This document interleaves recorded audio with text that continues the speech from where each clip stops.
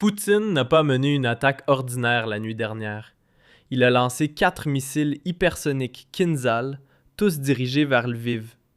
Et quand la Russie utilise ce type d'armement, il ne s'agit pas de symbolisme, mais bien d'infrastructures stratégiques. Et c'est précisément là que la situation devient explosive. Dans les médias ukrainiens, ces frappes directes n'apparaissent tout simplement pas. Qu'est-ce qui a réellement été visé ici? Et pourquoi n'en parle-t-on pas? Tandis que des explosions sont signalées en Occident, Trump, lui, exerce une pression énorme sur Zelensky et lui impose un ultimatum pour des élections en mai. Ce n'est pas qu'une attaque, c'est une double escalade.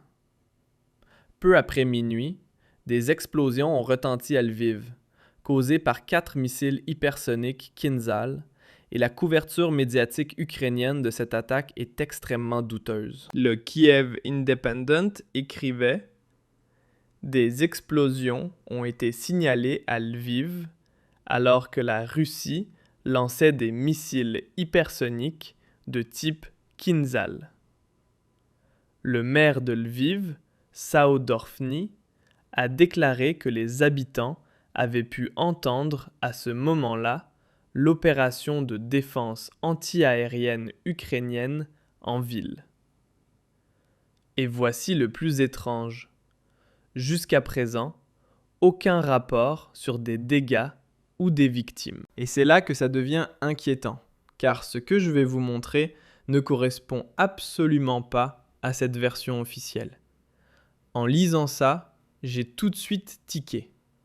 Ce rapport du Kiev Independent date d'aujourd'hui, 15 heures, alors que l'attaque a eu lieu tôt ce matin, juste après minuit. Et une demi-journée plus tard, toujours aucun détail sur les dégâts? Franchement bizarre. Parce que quand je regarde les photos et vidéos sur les réseaux sociaux, ça ressemble à des destructions énormes. Alors pourquoi personne n'en parle? Mais attention, ça devient encore plus mystérieux. RBC Ukraine a publié ceci. La Russie aurait attaqué l'Ukraine durant la nuit avec 12 drones. D'après les premières déclarations, les forces aériennes ukrainiennes auraient abattu 112 drones russes, tandis que 15 drones de combat auraient touché 8 cibles différentes. Attendez une seconde.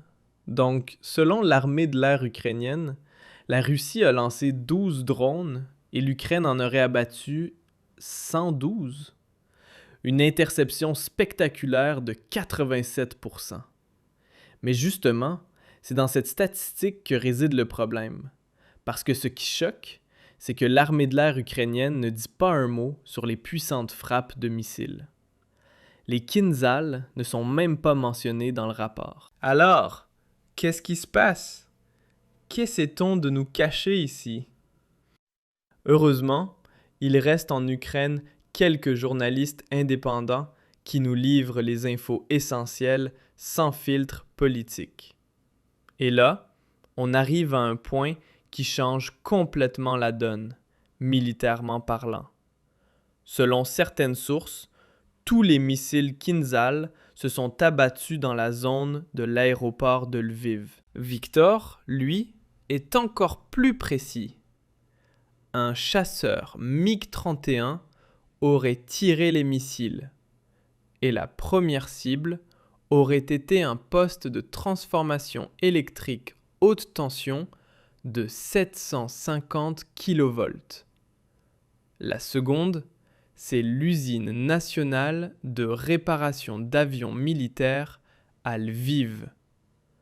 Cette installation, qui remet en état des avions comme les F-16 ou les MiG-39, a également été frappée. Le site fait aussi office de base pour des avions de chasse et il produit des drones militaires de moyenne et longue portée pour l'Ukraine.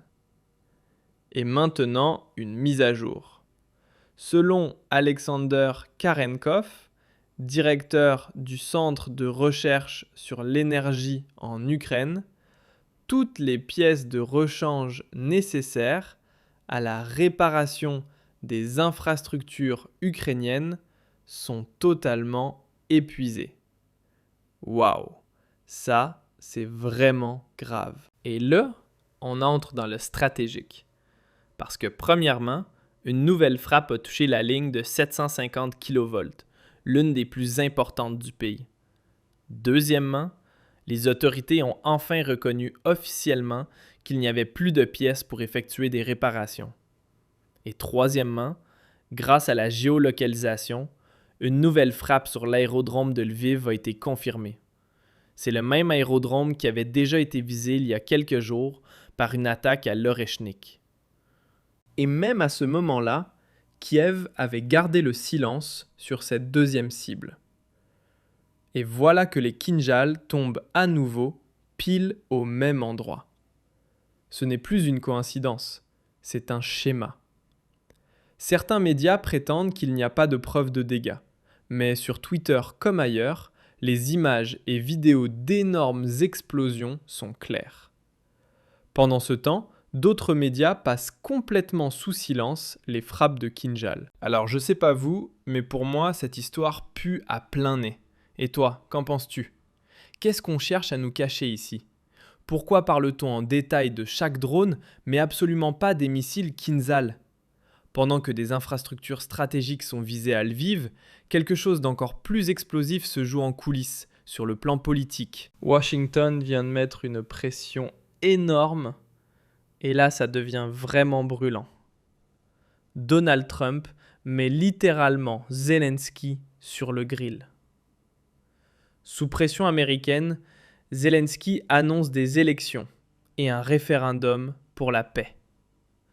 D'après un article du Financial Times, le président ukrainien aurait accepté mercredi la tenue d'élections présidentielles et d'un référendum sur un accord de paix avec la Russie. Tout cela survient alors que Washington exige que le vote ait lieu d'ici mai. D'après plusieurs responsables ukrainiens et occidentaux anonymes proches du dossier, Zelensky devrait annoncer la date du scrutin le 24 février. Le vote, lui, devrait avoir lieu d'ici le 15 mai, une échéance fixée par le président américain Trump selon Financial Times. Donc voilà, les tergiversations de Zelensky, c'est terminé. Trump le pousse clairement à organiser des élections en mai. Et ce n'est pas tout.